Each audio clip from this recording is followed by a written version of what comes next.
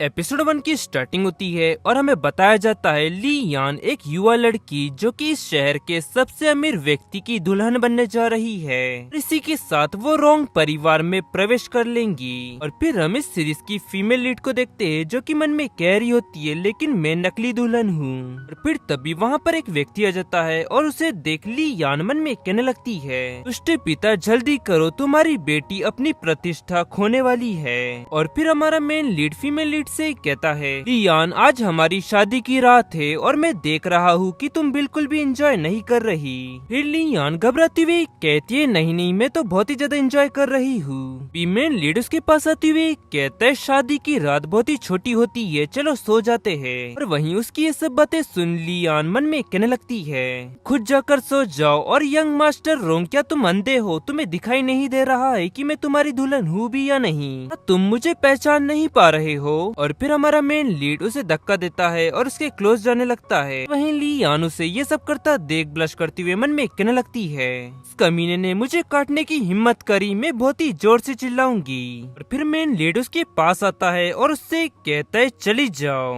फिर वो बेडशीट को खींच लेता है और वहीं लियान हैरानी से मन में कहने लगती है, आखिरकार ये किस तरह की सिचुएशन है? मेरे पति ने मेरी इंसल्ट की, आखिरकार क्यों मुझे गुस्सा क्यों आ रहा है? कहीं ऐसा तो नहीं कि मैं उसके लिए बिल्कुल भी अट्रैक्टिव नहीं हूँ। और फिर सीन शिफ्ट में कुछ समय पहले का समय दिखाया जाता है जहाँ लियान और उसके डैड गर्मी से बेहाल हो रहे होते हैं। और वहीं उसके डैड उससे कहने लगते हैं, यहाँ पर कितनी ज्यादा गर्मी है और मेरी बेटी की अभी तक शादी नहीं हुई है, आखिरकार मैंने तुमको गोद लेकर बड़ा क्यों किया? इससे अच्छा होता कि मैं कोई कुत्ता पाल लेता, कम से कम वो मुझे एयर कंडीशन ऑन करने से तो नहीं रोकता। लियान कहती है, एक कुत्ता कभी भी आपको नकली सामान बनाने में आपकी मदद नहीं करता।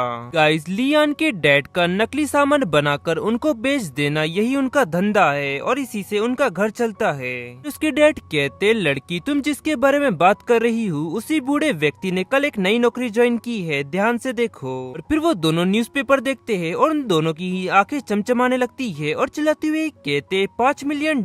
फिर वो मन में कहने लगते हैं, एक पेंटिंग के लिए $5 मिलियन दिए जा रहे हैं जिसे एक फेमस आर्टिस्ट ने बनाई थी जिसकी 20 साल पहले मृत्यु हो गई। और लियान के डैड से कहते हैं, मेरी अच्छी बेटी तुम एक अच्छी आर्टिस्ट हो तो तुम्हारे लिए उस पेंटिंग की कॉपी बनाना कोई बड़ी बात नहीं है ना? लियान कहती है, डैड क्या आपको मेरी स्किल्स पर शक है? तो चलिए डैड काम शुरू करते हैं, एक ही बार में हम सारी चीजें ले लेंगे जो जो हमें चाहिए। फिर हमें बताया जाता है जीफ्यू जो कि नकली सामान बनाने में एक्सपर्ट है और कोई भी उसके नकली सामान को आज तक नहीं पहचान पाया। तो गाइस, हमारी फीमेल लीड का नाम जीफ्यू है और जब ये मेल लीड के पास जाकर नाटक करेंगी तो तब इसका नाम लियान होगा। तो अभी मैं इसे जीफ्यू ही कहूँगा। और फिर जीफ्यू अपने डैड से कहती है, डैड लेकिन उस पेंटिंग की मुझे अच्छी तरह से जांच करनी होगी ताकि मैं उस पेंटिंग की हूबहू कॉपी बना सकूं। और उसके लिए मुझे कम से कम 10 मिनट तक उसकी बारीकी से जांच करनी होगी। और अगर हम उस पेंटिंग की कॉपी बनाने के लिए ऑनलाइन वाली फोटोज का इस्तेमाल करेंगे तो एक्यूरेट पेंटिंग नहीं बन पाएंगी। फिर उसके डैड कहते, वाह क्या ही कहा तुमने, वो पेंटिंग रुंग परिवार की हवेली में है, वहाँ जाकर तुम उनके घर पर देख सकती हो वो पेंटिंग। जल्दी ही रुंग परिवार की हवेली में एक कार्यक्रम होने वाला है तो तुम इस हिसाब से अपनी प्लानिंग बना सकती हो। इस कार्यक्रम का फायदा उठाकर तुम उसके घर में घुसकर उस पेंटिंग की जांच पड़ताल कर सकती हो। और फिर जीफ्यू कहती है, रोंग रोइंग किंग होंगई इंडस्ट्रियल का उत्तराधिकारी। और फिर सीन शिफ्ट उत्तरा में होटल दिखाया जाता है। और फिर हमारी फीमेल लीड हमें बताती है, मेरा प्लान तो ये था कि मैं खास अतिथि बनकर होटल के अंदर आऊंगी और भीड़ में घुल मिल जाऊंगी और खाना पीना करूंगी। लेकिन ये कौन जानता था कि डैड का प्लान तो और कुछ ही था। वो चाहते थे कि मैं दुल्हन की ड्रेस में तैयार होकर वहाँ पर जाऊँ और मुझे ये नहीं पता था कि ये प्लान इतना ज्यादा खतरनाक हो जाएगा।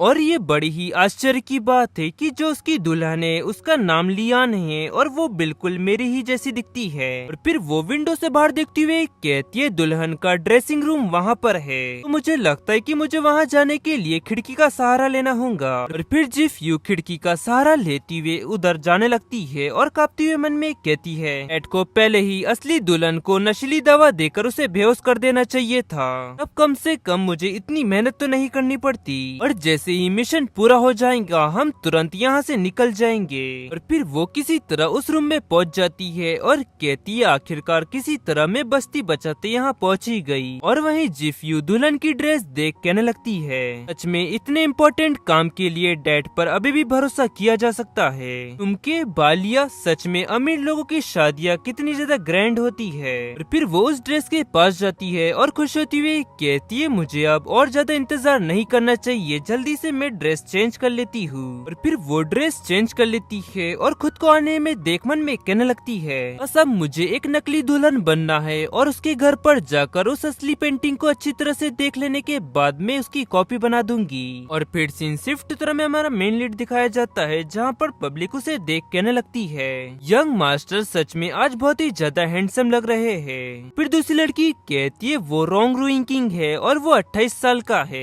इसी के साथ साथ वो हैंगुई कंपनी का उत्तराधिकारी भी है। फिर एक व्यक्ति आकर रूइंग से कहता है, यंग मास्टर हमें अभी भी पता चला है कि ली यान शादी छोड़कर भाग चुकी है। ये सुन रूइंग्स कहने लगता है, तो इसका मतलब है कि रोंग परिवार की शादी में दुल्हन नहीं होंगी और अब ये देखने लायक होगा कि मेरी स्टेप मदर और ली परिवार इस मामले को किस तरह सुलझाते हैं। और जिफ्यू एक व्यक्ति के साथ वहाँ पर एंटर होने लगती है। उसे एंटर होता देख वहीं हमारा मेन लीड रूइंग किंग मन में कहने लगता है, क्या ली फैमिली ने इतनी जल्दी कोई नकली दुल्हन को ढूंढ लिया, मुझे तो यकीन नहीं हो रहा है। और फिर वहाँ खड़ा एक व्यक्ति कहने लगता है, दूल्हे तुम अपनी दुल्हन को अब किस कर सकते हो। और वहीं रूइंग किंग जिफ्यू को देख मन में कहने लगता है, लियान से 2 बार मिल चुका हूँ और उसके कान पर एक तिल था और इसके कान पर नहीं है, यानी कि ये कोई और है। और वहीं जिफ्यू घबराती हुई मन में कहती है, अरे नहीं अब मुझे किस करेगा वो। और फिर रूइंस आगे बढ़ता है, तभी जिफ्यू उससे बचने लगती है और उसे इस तरह बचता देख रूइंस मन में कहने लगता है अब वो घबराने लगी है। और फिर रूइंस जिफ्यू के माथे को चूमता है और वहीं जिफ्यू मन में कहने लगती है, सच में मेरी एक्टिंग तो लाजवाब है, किसी ने मुझे नहीं पहचाना। और वहीं रूइंस भी मन में कहने लगता है, सच में तुम बहुत ही ज्यादा इंटरेस्टिंग हो और तुम्हारे साथ ये चूहे बिल्ली का खेल खेलने में मजा आएगा।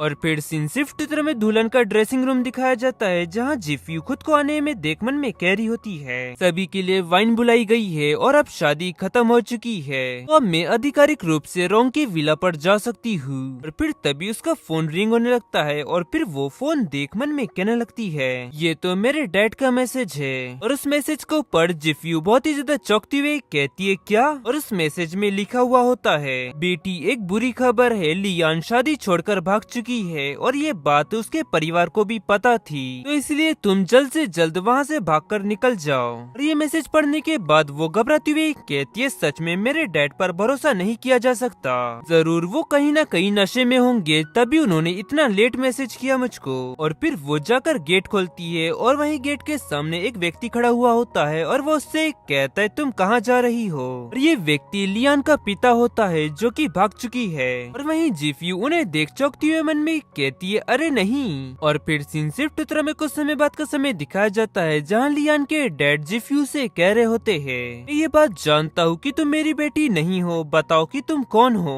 तभी जिफ्यू उससे कहती है, मैं तो बस एक छोटी सी चोरनी हूँ और मैं यहाँ पर गहने चुराने आई थी, लेकिन मुझे ये बात नहीं पता कि मुझे दुल्हन के रूप में स्टेज पर बेवजह कैसे मजबूर किया गया। और वहीं उसकी ये सब गोल गोल बातें सुन वो व्यक्ति शांत बैठा हुआ होता है। उन्हें खुद को देखता देख वहीं जिफ्यू घबराती हुई मन में कहने लगती है, आखिरकार ये मैंने किस तरह का घटिया बहाना दिया और मुझे खुद को विश्वास नहीं हो रहा है कि मैं इतना घटिया बहाना दे सकती हूँ। फिर वो व्यक्ति उसे एक चेक देते हुए कहता है, ठीक है मैं तुम पर विश्वास करता हूँ और ये लो, ये चेक $1 मिलियन का है, जब तक मेरी बेटी लियान मिल नहीं जाती तब तक तुम उसके होने का नाटक करो। और वहीं जिफ्यू उस चेक को देख हैरानी से मन में कहने लगती है, आखिरकार ये किस तरह की सिचुएशन है। और जिफ्यू लियान के डैड की बातें सुन मन में कहने लगती है, आखिरकार वो विश्वास कैसे कर सकते हैं, ऐसा लगता है कि वो सच में ये चाहते कि लियान रोंग परिवार की बहू बने, तो मैं इसका फायदा उठा सकती हूँ। फिर वो उनसे कहती है, नहीं $1 मिलियन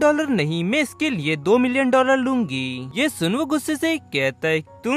जिफ्यू कहती है, रुकिए, परेशान होने से पहले इसे ध्यान से समझे, तुमको मेरे अलावा इस दुनिया में तुम्हारी बेटी जैसी दिखने वाली हूबहू लड़की शायद ही कहीं मिलेंगी। इस पर वो व्यक्ति शांत हो जाता है और उससे कहता है, ठीक है ये लो $2 मिलियन। और फिर सीन शिफ्ट तथा रूइंस और जेफ्यू घर पहुंच जाते हैं और जेफ्यू मन में कहने लगती है, मैंने $2 मिलियन कमा लिए और जैसे ही मैं उस पेंटिंग की कॉपी बना लूंगी तो मुझे $5 मिलियन और मिलेंगे और तब मैं बहुत ही ज्यादा अमीर बन जाऊंगी। होंगी। और फिर जेफी उसके पास आते हुए कहता है क्या हुआ, आखिरकार तुम्हें किस बात से इतनी खुशी हो रही है। और ये कहती हुए उसकी कमर पर हाथ रख देता है और फिर जेफी थोड़ा गुस्से में उससे कहती है आज हमारे शादी का दिन है ना, इसलिए मैं आज बहुत ही ज्यादा खुश हूँ। और फिर वो मन में कहने लगती है मुझे और भी ज्यादा खुशी होगी अगर तुम अपना हाथ मेरी कमर पे से हटा लो तो। और फिर रुइन किंग उसे अंदर ले जाते हुए कहता है तुम्हें इस तरह खुश देखकर मुझे भी बहुत ही ज्यादा अच्छा लग रहा है, चलो अंदर चलते हैं और आज तुम बहुत ही ज्यादा थक चुकी होंगी ना।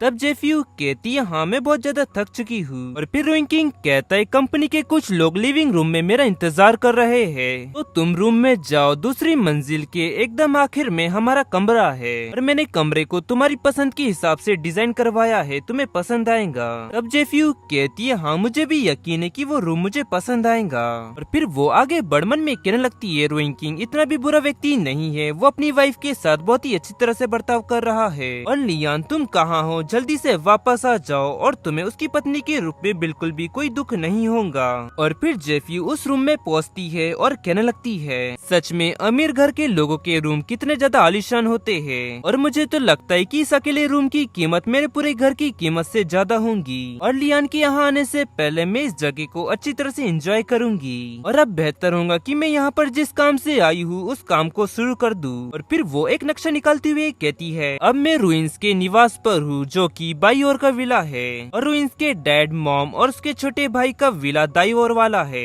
और इन दोनों विला के पीछे उस पेंटिंग को रखा गया है जिसका इस्तेमाल शौक और मनोरंजन के लिए किया जाता है, तो अब मुझे अच्छी तरह सब कुछ याद कर लेना होगा।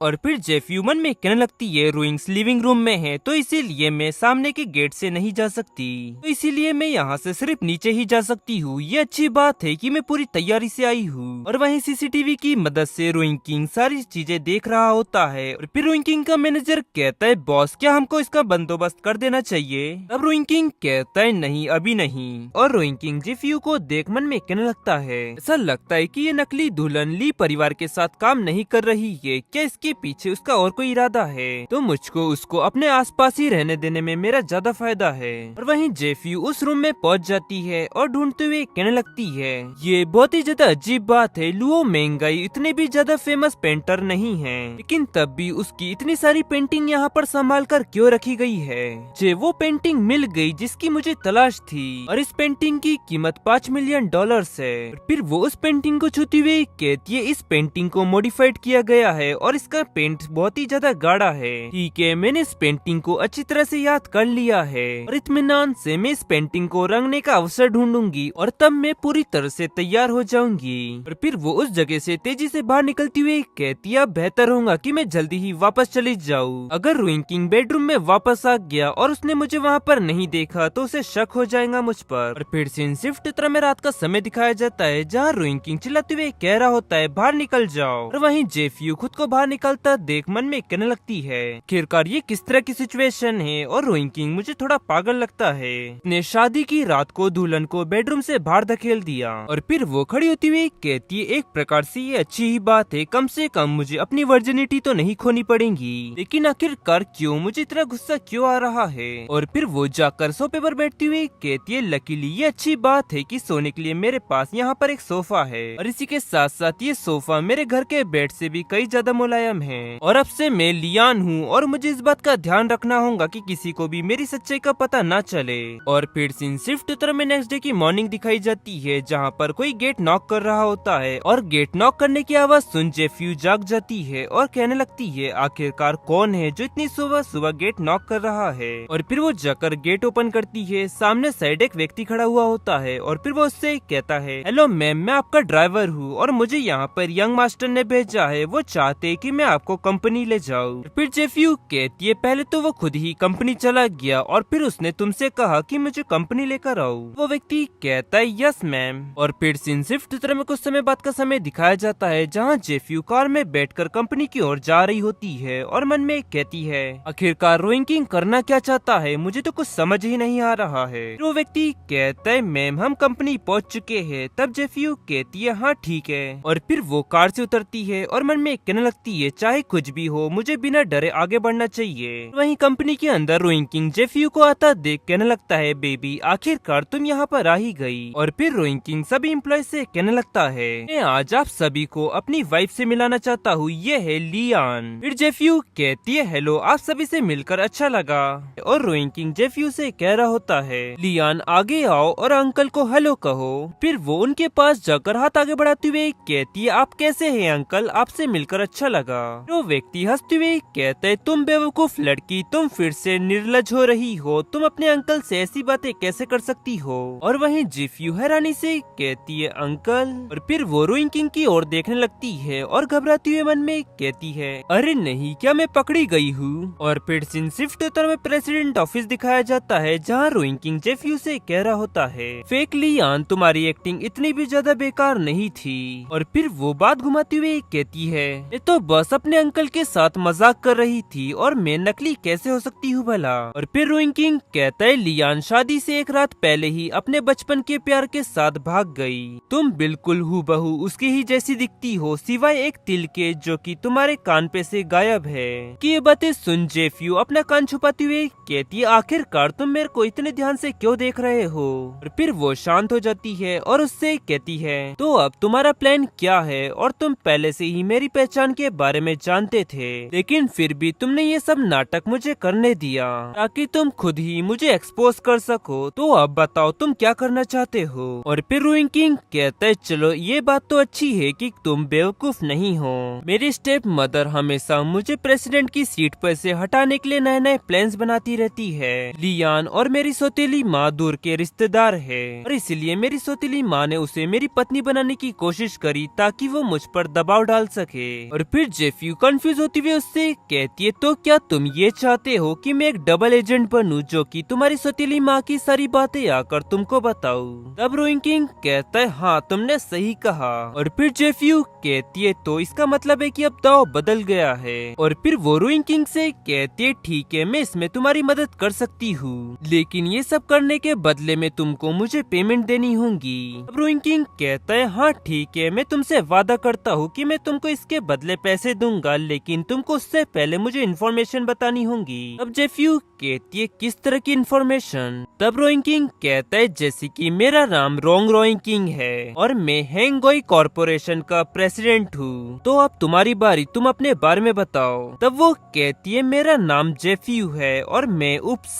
यहाँ पर वो कहते कहते रुक जाती है और फिर रोइंग किंग अपने मैनेजर को कॉल लगाता है और उससे कहता है हेलो ली, तुम जेफ्यू के बारे में इंफॉर्मेशन कलेक्ट करो। और वहीं उसकी ये सब बातें सुन जेफ्यू घबराते हुए मन में कहने लगती है अरे नहीं, मैं उसे इस बारे में पता नहीं चलने दे सकती कि मैं जिंदगी जीने के लिए नकली चीजें बनाती हूँ। और जेफ्यू रोइंग किंग के घर पहुँच जाती है और वो सीढ़ी चढ़ती हुए मन में कह रही होती है मैंने लगभग पेंट करने की सभी चीजें खरीद ली है, लेकिन मुझे ऐसा क्यों लग रहा है जैसे कि मैं कुछ भूल रही हूँ। और फिर तभी रोइंग किंग की सौतेली माँ उससे कहती है लियान, और जेफ्यू कहती है मॉम। और फिर वो उससे कहती है तुम हम दोनों का सौदा मत भूलना, तुम हमेशा रोइंग किंग पर नजर रखते रहना। तब जेफ्यू उनसे कहती है हाँ मुझे पता है। और फिर वो मन में कहने लगती है रोइंग किंग ने सही भविष्यवाणी की थी कि मैं एक भविष्यकर्ता की तरह हूँ और मैं तो बस अभी अभी घर पहुँची हूँ। और फिर हमें दूसरी साइड का विला जहाँ पर रोइंग किंग रहता है हमें वो दिखाया जाता है और रोइंग किंग फोन पर कह रहा होता है ली मैं बस अभी घर पहुंचा हूँ, क्या तुम्हें उसके बारे में कुछ पता चला। वो कहता है हाँ मुझे उसके बारे में पता चला है, वो एक अनाथ लड़की है और उसे और फिर किसी व्यक्ति ने गोद ले लिया और उसने ग्रेजुएशन की है academy of the fine art से। और उसके डैड पर बहुत ही ज्यादा कर्ज है और इसीलिए उनका परिवार बहुत ही ज्यादा गरीब है।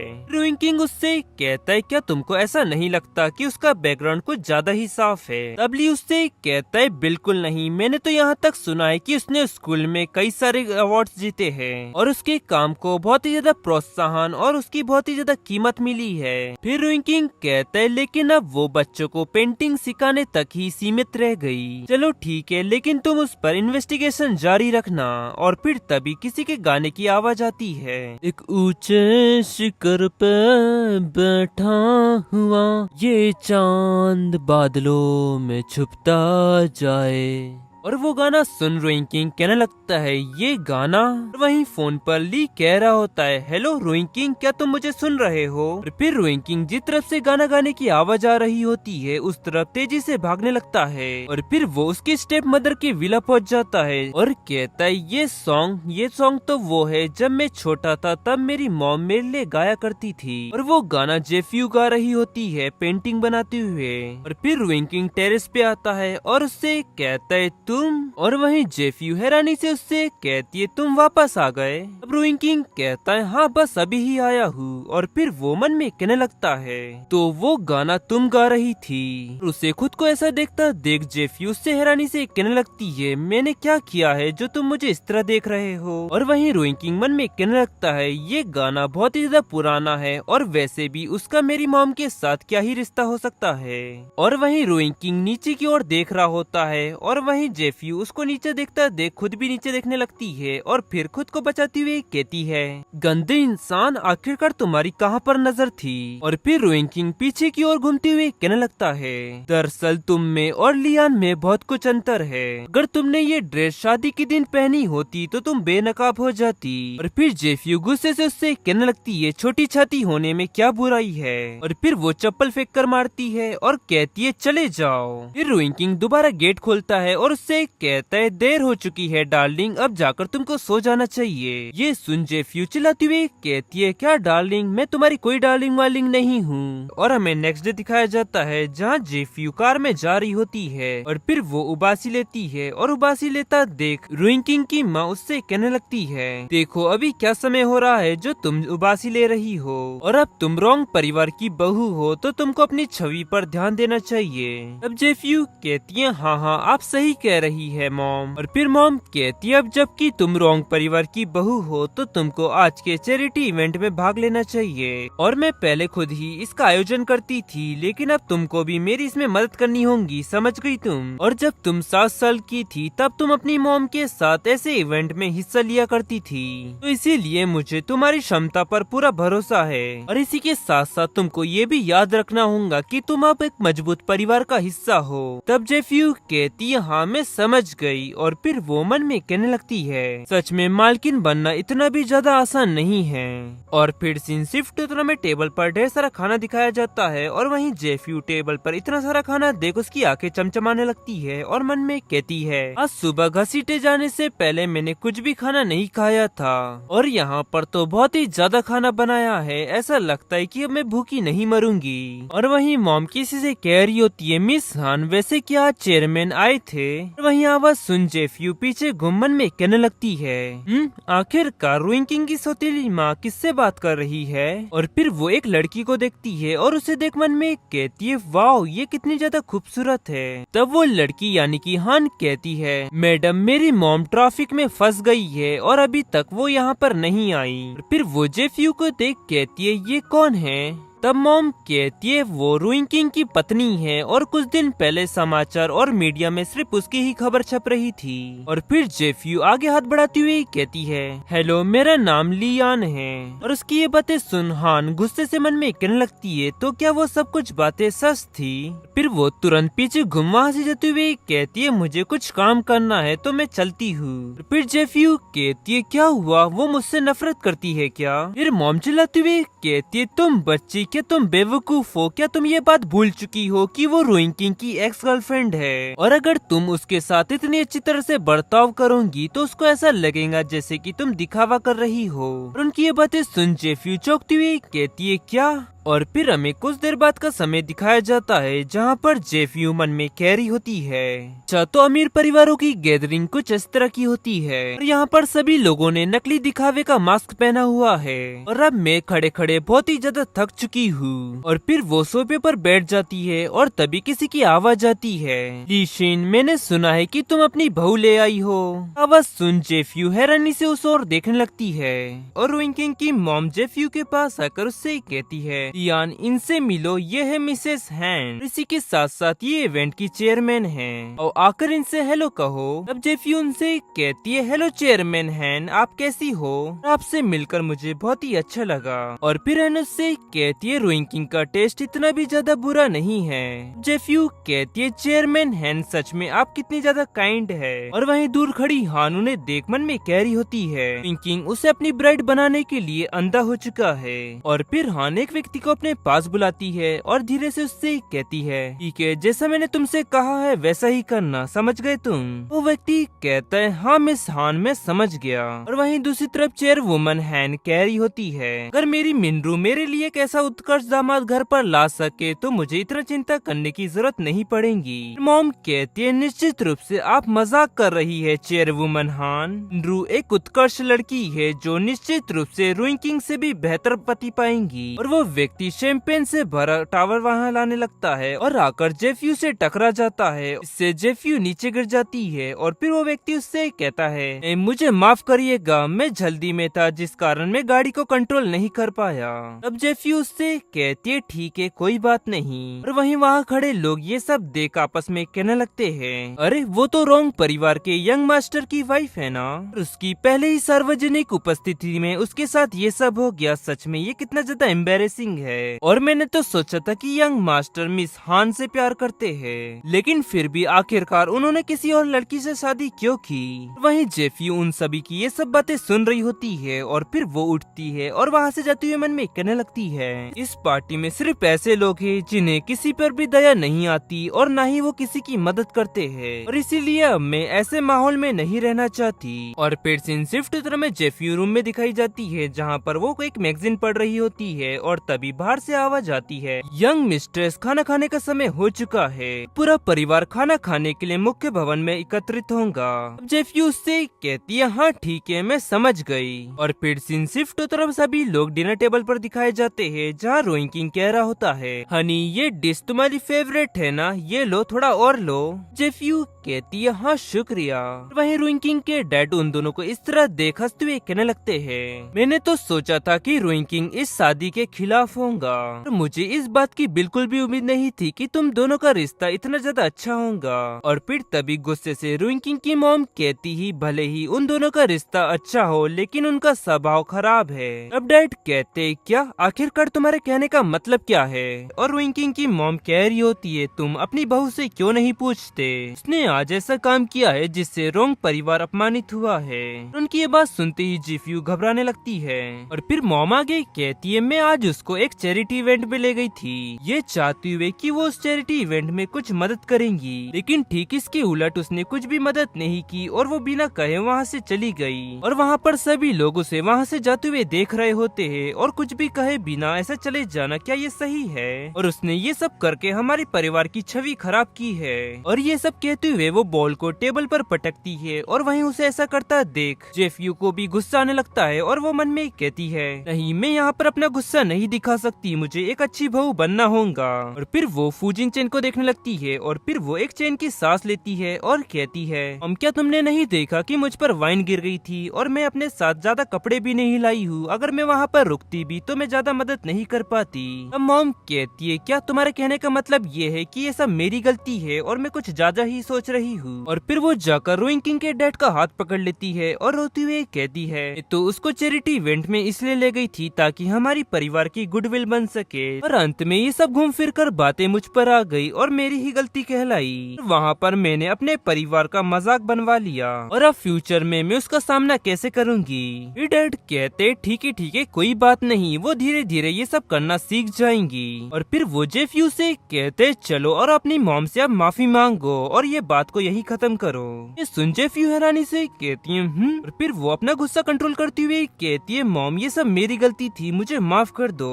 और फिर रोइंकिंग टेबल पर चाय का कप रखती हुई कहता है, आंटी वांग, इस चाय का स्वाद बहुत ही ज्यादा बेकार है, अब से ये चाय मुझे मत देना। और फिर रोइंकिंग जेफ्यू का हाथ पकड़कर उसे उठाता है और कहता है, अगर आपको ऐसा लगता है कि वो अभी थोड़ी बेवकूफ है तो आप अपने साथ उसे कोई भी ऐसे बेकार के इवेंट में मत ले जाना। मॉम कहती है, बेमतलब के इवेंट से तुम्हारे कहने का मतलब क्या है? और मैं इन सभी इवेंट में इसलिए जाती हूँ ताकि हमारे परिवार की छवि बरकरार रहे। अब लियान जमीन पर गिर गई तो उसे उठाने के लिए कोई कोई भी नहीं आया। तो क्या आपको अभी भी ऐसा लगता है कि हमारी परिवार की छवि इतनी अच्छी है उन सभी के सामने? और फिर रोइंग किंग जेफ्यू को वहाँ से ले जाते हुए कहता है हमने खाना खा लिया है और अब हम आराम करने जा रहे हैं। वहीं मॉम गुस्से से कहती है तुम, और फिर सीन शिफ्ट होकर वो दोनों अपने बेडरूम में आ जाते हैं और जेफ्यू गुस्से से उसका हाथ झटकती है और फिर वो जाकर एक अलमारी में बैठ जाती है। और फिर रोइंग किंग उस अलमारी के पास जाकर नॉक करते हुए उससे कहता है जेफ्यू गेट ओपन करो, मुझे कपड़े चेंज करना है और इसके लिए मुझे अलमारी से कपड़े चाहिए। और वहीं अंदर जेफ्यू बैठकर रो रही होती है और फिर वो उससे चिल्लाते हुए कहती है तुम इसी तरह नेकेड खड़े रहो। और फिर रोइंग किंग अलमारी का गेट ओपन करता है और कहते हैं मुझे देखने दो, ऐसा लगता है जैसे कि मेरी अलमारी के अंदर एक मशरूम उगाया है। और रोइंग किंग जेफ्यू को देख हैरानी से कहते हैं तुम रो रही हो, क्या तुम दुखी महसूस कर रही हो? और फिर जेफ्यू अपने आंसू पोंछते हुए कहती है मैं इसलिए नाराज हूँ क्योंकि मैं बहुत ही बड़ी बेवकूफ हूँ और मुझे इसकी बिल्कुल भी उम्मीद नहीं थी कि इस इवेंट में जाने के पीछे तुम्हारी स्टेप मदर का कोई मकसद होगा जिससे वो मुझे शर्मिंदा कर सके। अगर ये बात मुझे पहले पता होती तो मैं और भी ज्यादा सावधान रहती। फिर रोइंग किंग कहता है अभी भी समझने में इतनी ज्यादा देर नहीं हुई है तुमको। फिर वो जेफ्यू के पैर के जख्मों को मलहम लगाते हुए कहता है वैसे आखिरकार तुमने माफी क्यों मांगी? जेफ्यू कहती है अगर मैं माफी नहीं मांगती तो क्या होता, वो रात भर मुझे डराती और मुझे मारती रहती। रोइंग किंग कहता है तो तब तुमको उस पर पलटवार करना चाहिए। और मैं तुमको एक बात याद दिला दूं कि तुम रोइंग किंग की पत्नी हो, ठीक है? इसीलिए तुमको सबके सामने सख्त बनना ही होगा और तुम किसी को भी कभी भी मार सकती हो और तुम चाहो तो इस घर में तोड़फोड़ भी कर सकती हो, इसके बदले तुम्हें कोई एक शब्द भी नहीं कह सकता। फिर वो उसके हाथों को देखते हुए कहता है जो ऐसा लगता है कि मैंने एक और हिस्सा खोज लिया है जो तुम्हारा लियान से अलग है। अब जेफ्यू कहती हूँ क्या? अब रोइंग किंग कहता है ये हाथ, तुम्हारे ये हाथ इतने खुरदरे क्यों है? मेरे हाथों को छू रहा हूँ तो ऐसा लग रहा है कि जैसे कि मैं सैंड पेपर को छू रहा हूँ। और ये सुनते ही जेफ्यू को एक बहुत ही बड़ा झटका लगता है और वो गुस्से से चिल्लाती हुई उससे कहती है मास्टर रोइंग किंग, इतनी अच्छी अच्छी बातें कर लेने के बाद तुम इतने कठोर शब्द कैसे कह सकते हो? ने सच में मेरा पूरा मूड ही खराब कर दिया। और फिर सीन शिफ्ट तरह में नेक्स्ट डे दिखाया जाता है जहाँ जेफ्यू कह रही होती है रोइंग किंग काम पर चला गया है तो अब मेरे लिए भी बेहतर होगा कि मैं भी अब अपना काम करूँ। और फिर वो पेंटिंग बनाती हुई कहने लगती है लुओ महंगाई की पेंटिंग को कॉपी करना आसान है लेकिन एक आर्टिस्ट की कला को कॉपी करना बहुत ही ज्यादा मुश्किल। फिर वो पेंटिंग बनाती हुई रुक जाती है और कहती है बेहतर होगा कि मैं एक और बार जाकर पेंटिंग को अच्छी तरह से देख लूं। और फिर वो दोबारा उस पेंटिंग को देखने के लिए निकल पड़ती है और जाते हुए मन में कहती है मालकिन होने के भी एक अपने ही फायदे हैं, मैं कभी भी जाकर उस पेंटिंग को देख सकती हूँ। और फिर तभी वहाँ पर एक व्यक्ति आते हुए कहता है मैं तो बस यहाँ पर टहलने के लिए आया था लेकिन मैं ये क्या देखता हूँ कि दिन के उजाले में तुमने इतने सेक्सी कपड़े पहने हुए हैं। गाइस इसका नाम है रोइंगलिंग और ये रोइंग किंग की सौतेली माँ का बेटा है और मैं इसे रोइंगलिंग नहीं रोंग कहूँगा। और फिर रोंग जेफ्यू का हाथ पकड़ते हुए उससे कहता है क्या तुम मेरे साथ एंजॉय करना चाहोगी? वहीं जेफ्यू उसे अपना हाथ पकड़ता देख चौंक जाती है और फिर वो चिल्लाती हुई कहती है अपनी बकवास करना बंद करो और मुझे जाने दो। फिर रोंग कहता है शर्माओ मत सिस्टर इन लॉ। और वहीं जेफ्यू मन में कह रही होती है ये व्यक्ति सच में बहुत ही ज्यादा ताकतवर है और मुझे उससे टकराने में घिन आती है और आसपास भी कोई नहीं है तो अब मुझे क्या करना चाहिए? और फिर वो उससे कहती है सेकंड यंग मास्टर आप ये क्या कर रहे हो? और तभी वहाँ एक व्यक्ति आ जाता है जो कि रूम के शोल्डर पर हाथ रखते हुए उससे कहता है अपनी सिस्टर इन लॉ को जाने दो। वहीं जेफ्यू उसे देख हैरानी से कहती है काइमिंग। और फिर रूंग कहता है ठीक है रोइंग किंग के डॉग। और अब जबकि यहाँ पर कोई भारी व्यक्ति आ ही गया है तो ये सच में अनकंफर्टेबल होगा। ठीक है सिस्टर इन लॉ मैं आपसे फिर दोबारा मिलूंगा। ये सुन जेफ्यू चिल्लाते हुए कहता है तुम्हें कौन ही देखना चाहता है? फिर रूंग वहाँ से चला जाता है। फिर काइमिंग कहता है मालकिन क्या आप ठीक है? अब जेफ्यू कहती है हाँ मैं ठीक हूँ और वैसे मुझे क्या ही हो सकता है, ये अच्छी बात है कि तुम समय पर यहाँ पर आ गए नहीं तो अभी रूंग मारा जाता। फिर काइमिंग कहता है मालकिन मुझे मास्टर रोइंग किंग ने कहा है कि आप घर पर अकेली है और उन्होंने मुझे कहा है कि मैं आपको कहीं बाहर घुमाने के लिए ले जाऊँ। ये सुन जेफ्यू थोड़ी हैरान हो जाती है और फिर सीन शिफ्ट तरह में कुछ देर बाद का समय दिखाया जाता है। यहाँ पर जेफ्यू मन में कह रही होती है मुझे इसकी बिल्कुल भी उम्मीद नहीं थी कि रोइंग किंग इतना विचारशील होगा। उसने मुझसे कहा था कि मेरा हाथ बहुत ही ज्यादा खुरदुरे हो चुके हैं और आज उसने मेरे हाथ की देखभाल करने के लिए एक लेडी को अपॉइंट किया। और इसके अलावा ये बेहतर होगा कि रोइंग किंग इस लेडी को अपॉइंट करने की फीस मुझे डायरेक्ट दे दे। फिर वो लेडी कहती है मालकिन बस ये हो ही गया है, बस मुझे इस पर थोड़ी और क्रीम लगानी है। जेफ्यू उससे कहती है ठीक है तुम्हारा शुक्रिया। तभी तभी वहाँ रुइंकिंग आ जाता है और उसे देख जेफ्यू हैरानी से कहती है तुम यहाँ क्यों आए। तब रुइंकिंग उससे कहता है मैं रात के खाने के लिए तुमको लेने के लिए आया हूँ। और फिर वो लेडी वहाँ से चली जाती है और जेफ्यू रुइंकिंग से कहती है तुम्हारा शुक्रिया हनी, मैं सच में बहुत ही ज्यादा लकी हूँ जो मैं रो सकती हूँ। अब रुइंकिंग उससे कहता है बस करो, ये नाटक खत्म हो गया है। तभी रुइंकिंग की नजर उसके हाथ पे बने निशानों पे पड़ती है और हैरानी से वो कहता है तुम्हारी कलाई पर ये निशान कैसे। और फिर रुइंकिंग काइमिंग से कहता है क्या उसके साथ ऐसा रुंग ने किया है। तब काइमिंग कहता है हाँ, मैंने आज दोपहर को देखा कि सेकंड यंग मास्टर ने युवा मालकिन का हाथ पकड़ा हुआ था। ये सुनते ही रुइंकिंग गुस्से से कहता है ठीक है, तो फिर मैं ये बात को कभी नहीं भूलूंगा।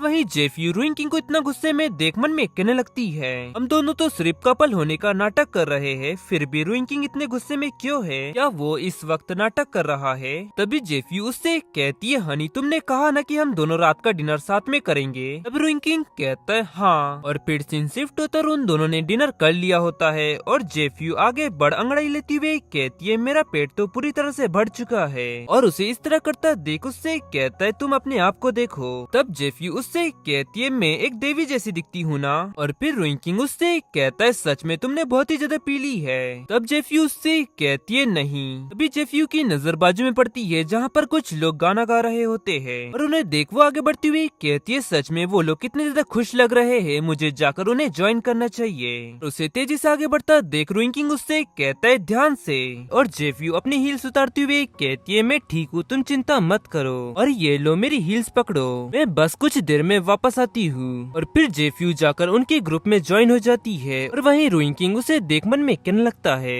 वो कॉन्फिडेंस से भरी हुई है और ईमानदार और बहुत ही ज्यादा स्मार्ट है। ये पहली बार है जब मैं उसे इस तरह देख रहा हूँ और अब अचानक मुझे ऐसा महसूस हो रहा है कि एक प्रकार से ये अच्छा ही हुआ कि उसने ली यान की जगह ले ली। और फिर सीन शिफ्ट होकर वो दोनों हमें कार में दिखाए जाते हैं जहाँ क्विंगलिंग कैमिंग से कह रहा होता है कार को धीरे चलाओ। अब कैमिंग कहता है यस यंग मास्टर। और फिर सीन शिफ्ट होकर हमें जेफ्यू दिखाई जाती है जहाँ पर वो सोकर उठ जाती है और कहती है अरे मैं तो अभी थोड़ी देर पहले डाइनिंग रूम में थी ना, तो मैं यहाँ पर बेडरूम में कैसे आ गई? और अब चलो मुझे बेड से उठ जाना चाहिए। फिर वो हैरानी से कहती है रुइंकिंग तुम। और वहीं सामने रुइंकिंग शावर लेकर बाहर आता है और उससे कहता है तुम जाग गई और आखिरकार क्यों, तुम मुझे इस तरह क्यों देख रही हो? वहीं जेफ्यू उसे देख चमचमाती आंखों से कहने लगती है रुइंकिंग मैंने बहुत सारे स्टेचूज देखे हैं लेकिन तुम्हारे जैसा कोई भी नहीं था। और फिर वो उसके टॉवेल को खींचती हुई कहती है रुइंकिंग। उसे ऐसा करता देख रुइंकिंग चिल्लाती हुई कहते है तुम ये क्या कर रही हो? जेफ्यू कहती है प्लीज रुइंकिंग बस एक बार मुझे तुम्हारी नेकेड शरीर की पेंटिंग बनाने दो और तुम बिल्कुल भी चिंता मत करो, मैं तुम्हारे साथ कोई भी गलत व्यवहार नहीं करूंगी। रुइंकिंग प्लीज तुम मेरी बात मान लो, मैं तुमको पूरे वर्ल्ड में फेमस कर दूंगी। और वहीं रुइंकिंग ब्लश कर चिल्लाती हुई कहती है लगता है कि तुम ठीक से नहीं जागी हो, पागल लड़की जाग जाओ। फिर जेफ्यू कहती है प्लीज एक बार। और तभी जेफ्यू उसका वो टॉवेल खींच लेती है और कहती है आमतौर पर इसे नहीं देखा जा सकता लेकिन मिस्टर रुइंकिंग आपके पैरों की बनावट बहुत ही बढ़िया है। और फिर रुइंकिंग ब्लश कर चिल्लाती हुई उससे कहता है सच में जेफ्यू तुम बहुत ही बिगड़ेल लड़की हो।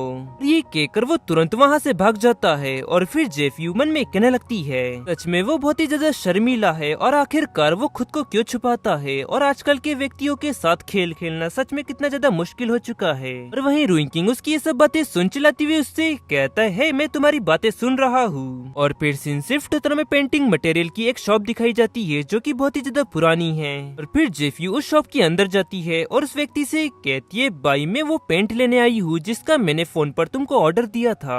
फिर भाई हैरानी से कहता है क्वीन ने मुझे पिछली बार बताया था लेकिन मुझे विश्वास नहीं हुआ, लेकिन आखिरकार तुम इस तरह के कपड़े क्यों पहन रही हो? और कहीं जेफ्यू ऐसा तो नहीं कि तुमको एक अमीर बॉयफ्रेंड मिल चुका है? तब जेफ्यू उससे कहती है अभी मैं थोड़ा जल्दी में हूँ, मैं बाद में तुमको इस बारे में समझाऊंगी जब मेरे पास समय होगा, और जल्दी करो मुझे वो पेंट दे दो। और फिर वेंग पीछे घूमते हुए कहता है हाँ ठीक है, लेकिन तुम्हारे दोस्त के रूप में मैं तुमको एक बात याद दिला दूं कि वो अमीर लोग बहुत ही ज्यादा चालाक और विश्वासघाती होते हैं। अगर तुम उनके साथ सोती हो तो तुमको सिर्फ धोखा ही मिलेगा, ये बात तुम याद रखना। उसकी ये सब बातें सुन जेफ्यू मन में कहने लगती है क्या धोखा? और फिर वो कल रात की बातें याद करने लगती है जहाँ रुइंकिंग ने चिल्लाती हुए उससे कहता है जेफ्यू सच में तुम बहुत ही बिगड़ेल लड़की हो। और ये सब याद करती हुए वो मन ही मन हंसने लगती है और मन में कहती है सच्चाई से तो ये बिल्कुल उलट है। और भाई वापस आते हुए कहता है ये लो तुम्हारा पेंट। फिर जेफ्यू वहाँ से जाते हुए कहती है तुम्हारा शुक्रिया और मेरी तरफ से क्यों नान को हेलो कहना। भाई उससे कहता है हाँ ठीक है, जब भी तुम खाली हो तो मुझे सब बातें बताना। और फिर सीन शिफ्ट तरह जेफियो हमें घर पर दिखाई जाती है जहाँ पर वो मन में कह रही होती है आखिरकार मुझे अच्छा पेंट मिल गया जिसके कारण मैं ये अच्छी तरह से पेंटिंग बना पाई, और अब बस मुझे इस बात का ध्यान रखना होगा कि मैं किस तरह इस पेंटिंग को इस रॉन्ग परिवार से बाहर निकाल सकूं। भी वहाँ रोइंग किंग आते हुए कहता है तुम यहाँ पर क्या कर रही हो? की आवाज सुनती ही जेफियो डर के मारे चिल्लाने लगती है।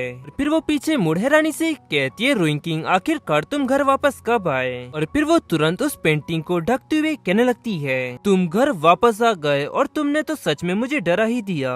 फिर रोइंग किंग कहता है क्या तुम मुझसे बात नहीं करना चाहती इसलिए तुमने मेरी शर्ट गंदी कर दी है ना? अब जेफियो कहती है बस तुम इस शर्ट को जल्दी से धो लो तब तुमको इस शर्ट का नुकसान नहीं होगा। और फिर जेफियो आगे बढ़ती हुई कहती है और लाओ मैं तुम्हारी शर्ट उतारने में तुम्हारी मदद कर देती हूँ। तभी रोइंग किंग उसका हाथ पकड़ते हुए कहता है तुम ये क्या कर रही हो, रुक जाओ और तुम मेरा फायदा उठाने की कोशिश मत करो और मैं बाथरूम में जाकर खुद ही इसे उतार लूंगा। और फिर जेफियो ब्लश करती हुई कहती है इतने भी ज्यादा कमजोर मत बनो, मैंने कल ही तुमको नेकेड देखा है और अब चलो भी। तभी रोइंग किंग उसके सर पे मारता है और वहाँ से जाने लगता है और उसे ऐसा करता देख जेफियो कहने लगती है तुमने ऐसा मेरे साथ क्यों किया? और फिर वो मन में कहने लगती है ये तो अच्छी बात है कि मैं उसे बेवकूफ बनाने में कामयाब रही, नहीं तो लगभग उसने मुझे पकड़ ही लिया था। और फिर सीन शिफ्ट उत्तर में आधे घंटे बाद का समय दिखाया जाता है जहाँ रोइंग किंग कह रहा होता है ये लो मेरी शर्ट। जेफियो कहती है हाँ ठीक है तुम उस शर्ट को इस बेड पर रख दो।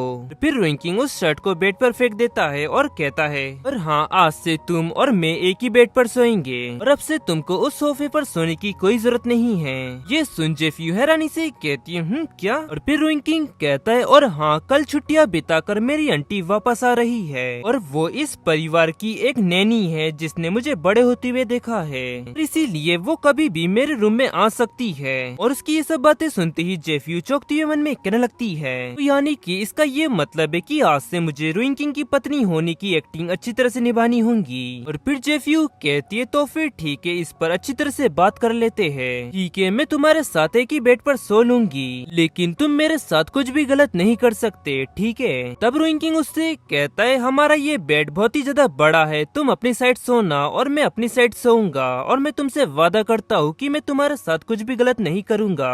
तुम बिल्कुल भी चिंता मत करो, मुझे तुम्हारी बॉडी में कोई इंटरेस्ट नहीं है।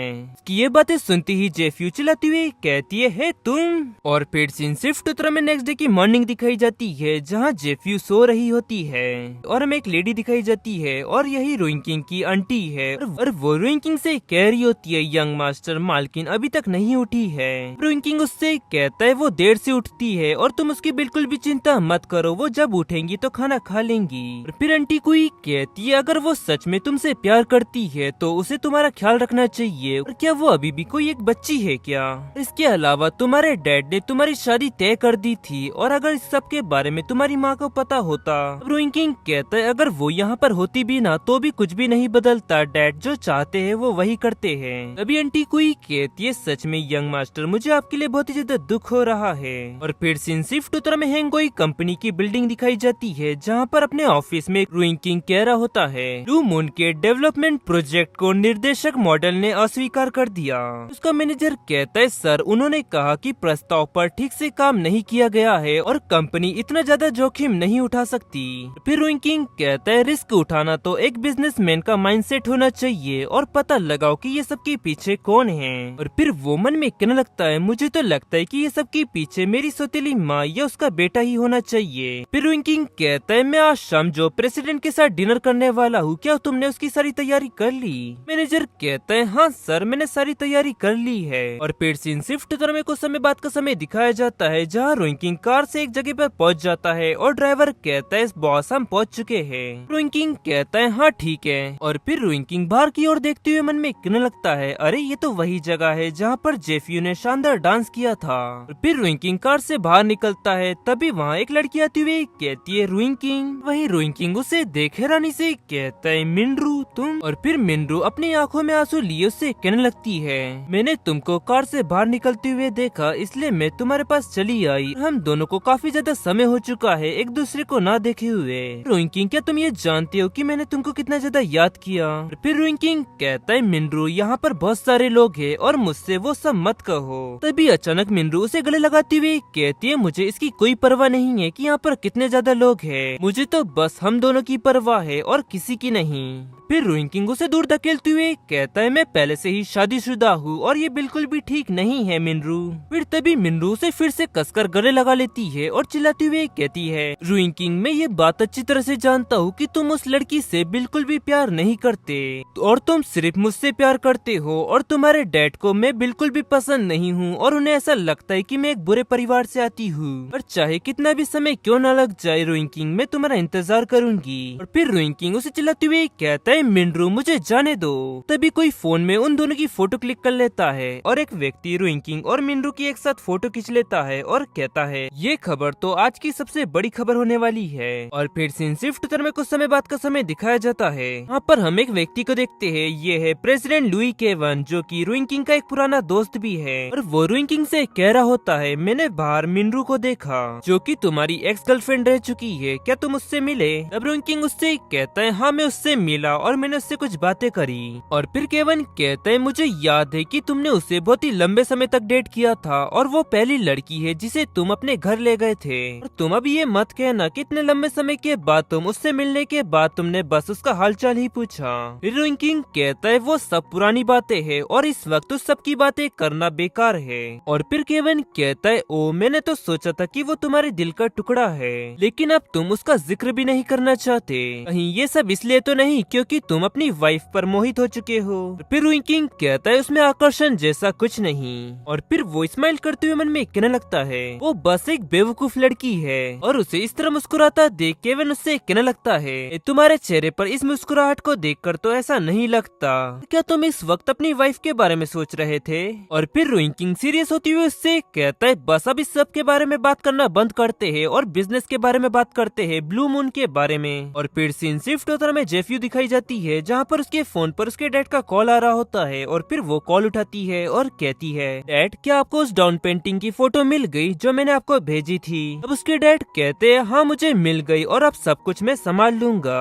फिर जेफयू कहती है तो फिर ठीक है डैड मैं ये सब आप पर छोड़ती हूँ और अब बस मुझे ये सोचना है कि मैं इस मजबूत परिवार को कैसे छोड़ूं। और फिर वो कॉल कट कर देती है और कहने लगती है आखिरकार मुझे इस रॉन्ग परिवार को छोड़ने के लिए किस कारण का इस्तेमाल करना चाहिए।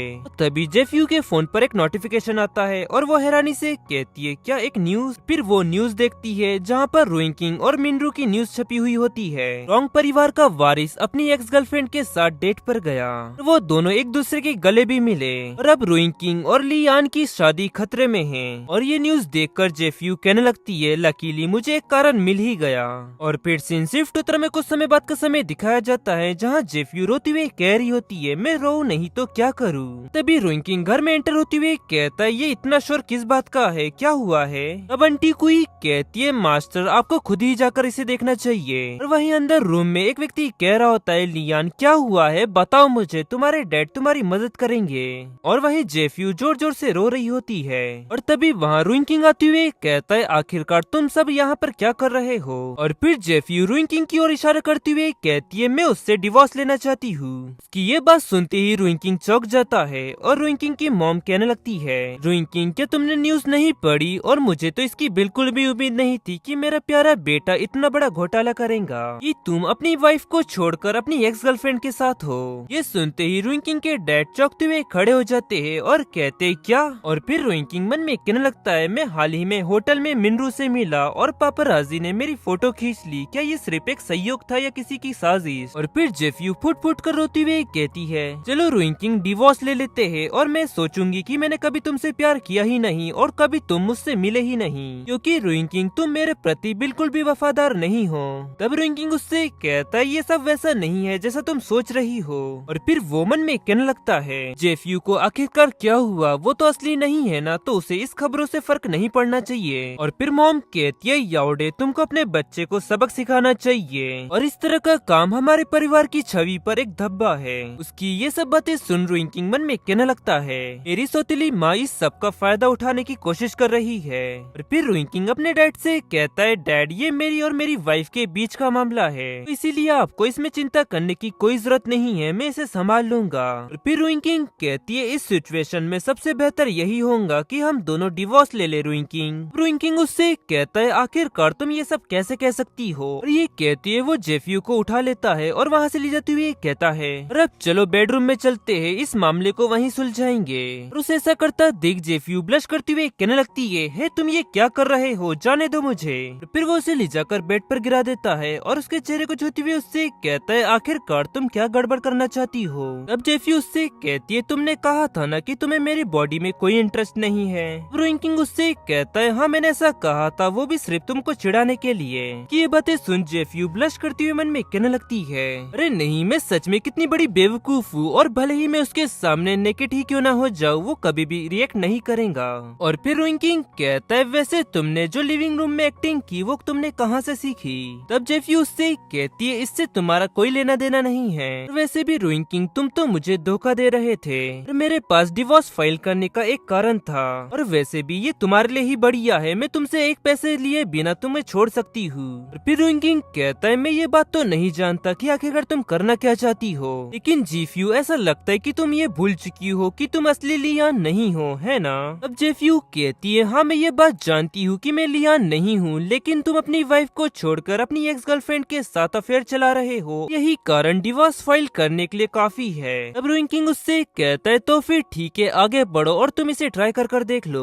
जेफ्यू चिल्लाते हुए कहती है तुम मुझे चैलेंज मत करो, मैं कल ही जाकर डिवोर्स फाइल कर दूंगी। और हमें नेक्स्ट डे दिखाया जाता है जहाँ कार में जेफ्यू कह रही होती है क्या मिंग तुम मुझे लॉ फॉर्म ले चलो। अब क्या मिंग कहता है लेकिन यंग मास्टर ने कहा है कि मुझे आपको सबसे पहले हॉस्पिटल ले जाना होगा। ये सुन जेफ्यू हैरानी से कहती है क्या हॉस्पिटल, और फिर वो मन में कहने लगती है आखिरकार रोइंकिंग मुझे हॉस्पिटल क्यों ले जाना चाहता है। और फिर सीन शिफ्ट होता है वो हमें हॉस्पिटल में दिखाई जाती है जहाँ रोइंकिंग उसके पास आते हुए कहता है आखिरकार तुम यहाँ पर आ ही गई माय वाइफ। जेफ्यू हैरानी से कहती है आखिरकार तुम चाहते क्या हो जो तुमने मुझे यहाँ पर बुलाया। अब रोइंकिंग उससे कहता है मैं चाहता हूँ कि मेरी वाइफ स्वस्थ रहे, इसलिए मैंने तुमको यहाँ पर चेकअप के लिए बुलाया है। फिर जेफ्यू कहती है आखिरकार अचानक तुम मेरा चेकअप क्यों करवाना चाहते हो। फिर वो मन में कहने लगती है नहीं अभी ये सब भूल जाओ, यहाँ पर बहुत सारे लोग हैं, इसलिए मुझे अभी उसका साथ देना चाहिए, वो जो कहता है मुझे वही करना चाहिए ताकि यहाँ पर सभी लोगों को लगे कि मैं ही लियान हूँ। और फिर वो उसके साथ आगे बढ़ती हुई कहती है एक बार चेकअप हो जाने के बाद तुमको मुझे लॉ फॉर्म जाने देना होगा।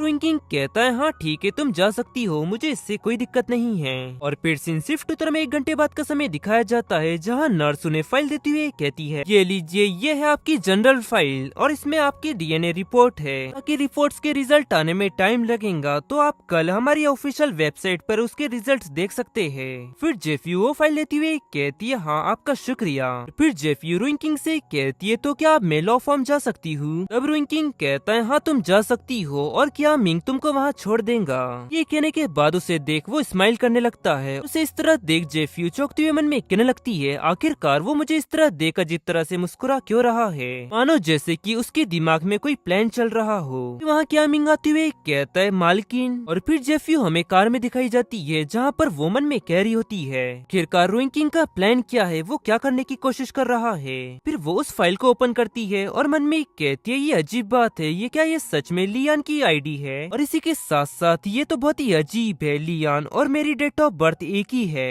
ये सिर्फ एक संयोग है या और कुछ। फिर सीन शिफ्ट उत्तरा में जेफ्यू घर पर दिखाई जाती है जहाँ पर उसने डिवोर्स के पेपर ला लिए होते हैं और वो मन में कह रही होती है इस एग्रीमेंट पर एक बार रोइंकिंग से साइन करवाने के बाद मैं उससे अलग हो जाऊंगी। और वहीं जेफ्यू के अंदर आता देख वहीं खड़ी मेड कह रही होती है welcome back young lady. Young lady आपका लिविंग रूम में कोई इंतजार कर रहा है और मेरे साथ आइए, मैं आपको वहाँ ले चलती हूँ। ये सुन जेफ्यू हैरानी से कहती है क्या कोई मेरा यहाँ इंतजार कर रहा है। और फिर वो उसके पीछे जाती है जहाँ पर रोइंकिंग उससे कहता है बेबी तुमने कॉल कर मुझे ये बात क्यों नहीं बताई कि तुम घर वापस आ रही हो, नहीं तो मैं तुमको वहाँ लेने आ जाता। जेफ्यू उससे कहती है नहीं ठीक है, इसकी कोई जरूरत नहीं थी। और फिर रोइंकिंग उसे सोफे पर बैठाते हुए कहता है आओ बेबी यहाँ पर बैठ जाओ। और जेफ्यू रोइंकिंग से कह रही होती है रोइंकिंग अब तुम मेरे साथ बुरा बर्ताव करो लेकिन मैं तुमको डिवोर्स देकर ही रहूंगी, सर डिवोर्स के डॉक्यूमेंट लेकर आई हूँ। किंग के डैड जेफ्यू से कहते हैं जेफ्यू तुम इस वक्त डिवोर्स कैसे फाइल कर सकती हो,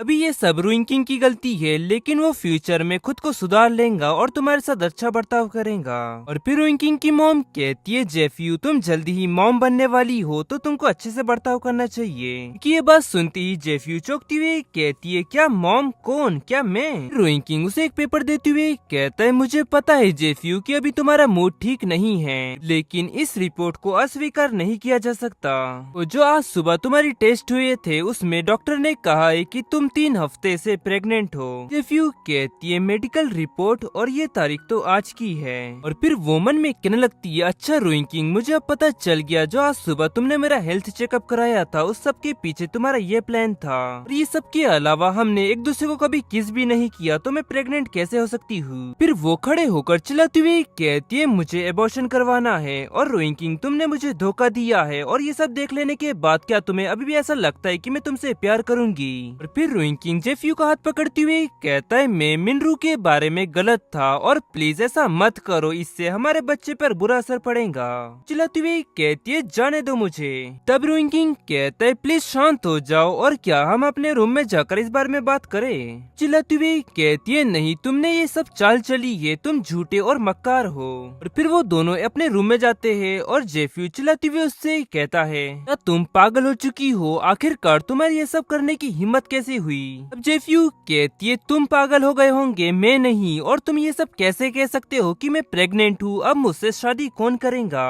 रुइंकिंग चिल्लाते हुए कहता है क्या तुम अभी अपनी पहचान भूल चुकी हो, तुम इस वक्त लियान हो। फिर जेफ्यू को एहसास होता है और फिर वो उसे चिल्लाते हुए कहती है नहीं, अब मैं जेफ्यू हूँ और अब मैं लियान नहीं बनना चाहती, मैं जाकर अभी उन्हें सब कुछ बता दूंगी। अब रुइंकिंग कहता है तो फिर ठीक है जाओ और उनको सारी बातें बता दो, लेकिन तुम ये बात याद रखना जो मैंने तुमको 1 मिलियन युआन दिए थे अपना जीवन जीने के लिए, तो मेरे ख्याल से तुम पर धोखाधड़ी का आरोप लगाने के लिए इतना पैसा काफी होगा। ये सब बातें सुनते ही जेफ्यू थोड़ी घबरा जाती है। फिर रुइंकिंग कहता है मेरी स्टेप मदर हमेशा मुझे गलत ठहराने की कोशिश करती रहती है, तो इसीलिए मुझे एक ऐसी वाइफ की जरूरत है जो कि स्मार्ट हो, और इसीलिए मुझे इस मामले में लगता है कि तुम लियान से बेहतर हो। फिर जेफ्यू मन में कहने लगती है रुइंकिंग ने रॉन्ग परिवार में रहने के लिए मुझे पैसे दिए और वहीं दूसरी तरफ लियान के डैड ने भी अपनी बेटी की जगह नाटक करने के लिए मुझे पैसे दिए हैं, इसी कारण मैं अभी फिलहाल यहाँ से नहीं जा सकती। फिर जेफ्यू सोफे पर बैठती हुई कहती है ठीक है तो फिर मैं यहाँ पर रुक जाती हूँ, लेकिन इसके बदले तुमको मेरी पेमेंट बढ़ानी होगी। और जेफ्यू मन में कह रही होती है लेकिन इसका ये मतलब बिल्कुल नहीं है कि जो तुमने मेरी प्रेगनेंसी की फेक न्यूज फैलाई है उसके लिए मैं तुम्हें माफ कर दूंगी। और फिर रुइंकिंग कहता है तो फिर ठीक है मैं तुमको हर महीने 1 मिलियन युआन दूंगा। और फिर तभी मैट कहती है यंग लेडी आपके मॉम डैड आपसे यहाँ मिलने आए हैं। तब रुइंकिंग उससे कहता है ठीक है उन्हें अंदर आने दो। फिर जेफ्यू मन में कहने लगती है ये तो एक बहुत ही बड़ी अपॉर्चुनिटी है। और फिर रुइंकिंग उससे कहता है अब तुम ठीक से बर्ताव करना, उनको बिल्कुल भी तुम पर शक नहीं होना चाहिए। तब जेफ्यू कहती है हाँ ठीक है। अभी वहाँ लियान की मॉम एंटर होती हुई कहती है लियान तुम कहाँ हो। वहीं उनके सामने जेफ्यू रुइंकिंग को किस कर रही होती है और मन में कहती है ये वही नाटक है जो तुम चाहते थे। और फिर रुइंकिंग हैरानी से मन में कहने लगता है अचानक उसने मुझे किस क्यों किया। और वहीं लियान की मॉम ये सब देख थोड़ी हैरान हो जाती है। और फिर रुइंकिंग कहता है तुम। फिर जेफ्यू धीरे से उससे कहती है रुइंकिंग क्या हुआ, तुम इतने हैरान क्यों हो, हम तो एक कपल है तो ये हमारे लिए नॉर्मल बात है। फिर वो आगे बढ़ मन में कहने लगती है मैं तुम्हारी पत्नी होने का नाटक करते करते बहुत ही ज्यादा थक चुकी हूँ और मैं जो कि इतनी ज्यादा सुंदर हूँ तो मैं इसका इस्तेमाल क्यों ना करूँ। मॉम क्या हुआ, आप यहाँ पर क्यों आई हो, चलो नीचे चलकर बात करते हैं। फिर वो दोनों नीचे जाते हैं जहाँ लियान के डैड उससे कहते हैं तुम सच में प्रेग्नेंट हो, क्या तुम ये बात जानती हो कि आखिरकार तुम हो कौन और आखिरकार तुम प्रेग्नेंट कैसे हो सकती हो। ये बातें सुन जेफ्यू मन में कहने लगती है ये सवाल फिर से, आखिरकार मेरी पहचान क्या है और मैं जेफ्यू हूँ जो कि लियान से कहीं बेहतर है। फिर जेफ्यू कहती है मैं प्रेग्नेंट हूँ तो क्या हुआ, तुम्हारी बेटी की जगह नाटक करने के लिए सहमत हुई थी, मैंने ऐसा कोई वादा नहीं किया था कि मैं प्रेग्नेंट नहीं हो सकती। फिर लियान की मॉम कहती है हमें तो बस हमारी बेटी की चिंता है, वैसे भी युवा मालकिन की जगह लियान की है, अगर वो यहाँ वापस आ जाती है तो। और फिर जेफ्यू कहती है अगर सच में लियान रुइंकिंग की वाइफ बनना चाहती तो वो शादी छोड़कर भागती नहीं। मॉम कहती है हाँ। और फिर तभी जेफ्यू उठते हुए कहती है ये बात अच्छी तरह से जानती हूँ कि तुम लोग अपने ससुराल वालों को संतुष्ट करना चाहते हो, लेकिन अगर तुम मुझसे संतुष्ट नहीं हो तो तुम्हें किसी और को ढूंढ लेना चाहिए, और अगर मेरे बदले तुम्हें और कोई मिल जाए तो मुझे बता देना। उसकी ये सब बातें सुन लियान के डैड कहते हैं तुम। और फिर वहीं जेफ्यू वहाँ से जाती हुई कहती है और अब अगर कहने के लिए कुछ नहीं है तो अब मैं चलती हूँ, रुइंकिंग मेरा इंतजार कर रहा है। फिर जेफ्यू रूम में जाती है जहाँ रुइंकिंग उससे कहता है क्या ली परिवार वहाँ से चला गया। जेफ्यू कहती है हाँ। और फिर वो मन में कहने लगती है ली परिवार यहाँ पर इतने जल्दी आ गया, हो सकता है कि रुइंकिंग नहीं वो फर्जी खबर उन तक पहुँचाई हो। और फिर रुइंकिंग कहता है जाओ जाकर तुमको अब शावर ले लेना चाहिए इसीलिए बहुत ही ज्यादा देर हो चुकी है और अब सोने का समय भी हो चुका है। फिर जेफी उससे कहती है, हनी क्या वो किस का स्वाद बहुत ही ज्यादा मीठा था? क्या तुम इंतजार करते करते थक गए हो? ये सब बातें सुन रुइंकिंग गुस्से से उससे कहता है, नहीं बिल्कुल नहीं, ऐसा कुछ भी नहीं है और हमें जल्दी ही सो जाना चाहिए क्योंकि कल सुबह हमको एक नीलामी में जाना है। और जेफ्यू कह रही होती है, ओ रुइंकिंग। तब रुइंकिंग हैरानी से कहता है, क्या? अब जेफ्यू कहती है, मैं कह रही हूँ कि टीवी के ड्रामा में जो अमीर व्यक्ति होते हैं ना, उनके पास एक लवर होती है, लेकिन वो लोग इतने ज्यादा कामचोर बिल्कुल नहीं होते जितने तुम हो।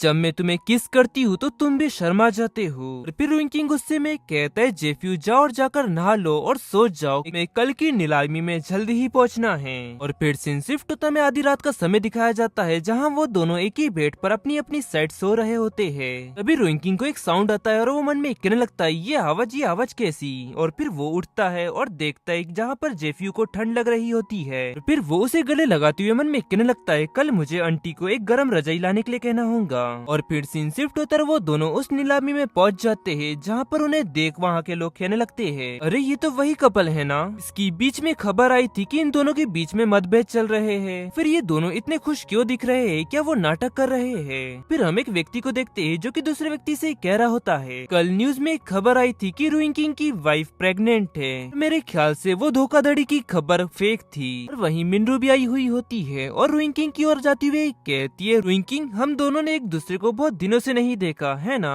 फिर वो लियोन से कहती है, मुझे यकीन नहीं हो रहा है कि तुम एक ही पल में मॉम बन गई। अब जेफी उससे कहती है, हाँ ये सिर्फ मेरे मॉम डैड का आशीर्वाद है जो मैं इतनी जल्दी प्रेग्नेंट हो गई। फिर रुइंकिंग कहता है, ठीक है अब ये सब बकवास करना बंद करो। तब जेफी कहती है, ये सच है ना? ये सब बातें सुन मिनरू को गुस्सा आ रहा होता है और फिर वो आगे कहती है, रुइंकिंग मुझे माफ कर देना, जो मेरी वजह से तुम दोनों के बीच में एक गलतफहमी पैदा हुई, इस कारण बात डिवोर्स तक पहुंच गई। रुइंकिंग कहता है, इसमें चिंता करने की कोई बात नहीं है, वो तो बस मीडिया द्वारा बनाई गई एक मनगढ़ंत खबर थी। फिर जेफ्यू कहती है, हाँ वो सही कह रहे हैं। एंड मिनरू आपको माफी मांगने की कोई जरूरत नहीं है, ये तो सिर्फ एक गलतफहमी थी, इस फेक खबर से हमें कोई फर्क नहीं पड़ा। और उसकी ये सब बातें सुन मिनरू चौंक जाती है। फिर रुइंकिंग आगे बढ़ते हुए कहता है, चलो नीलामी शुरू होने वाली है और यहाँ पे ठंड है, चलो अंदर चलते हैं माय वाइफ। अब जेफ्यू कहती है, हाँ चलो।